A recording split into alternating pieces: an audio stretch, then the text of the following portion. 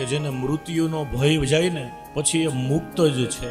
મૃત્યુ પછી મોક્ષ મળે એવું નહીં, પણ એકવાર આપણો મૃત્યુનો ભય જતો રહીએ ને એટલે આપણે મુક્ત જ છીએ. પછી મૃત્યુને ભૂલવાની જરૂર નથી અને વારંવાર યાદ કરવાની જરૂર નથી. જો આપણે ભૂલી જઈએ કે મારે એક દી મરવું છે ને તો આપણી અંદર અહમ આવી જાય, તો પછી આપણાથી પાપ થાય, ડર વહી જાય, ભય વહી જાય. એટલે ભૂલવાનું તો નથી.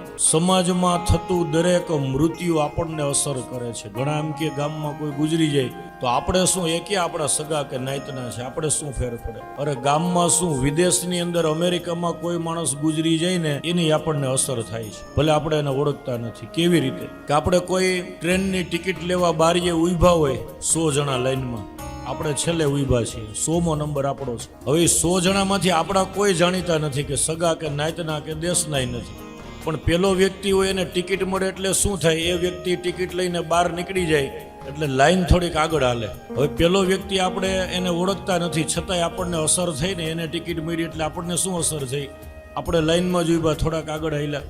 એ મૃત્યુનું આવું જ સમજવાનું કે આપણે બધા લાઈનમાં જ ઊભા છીએ.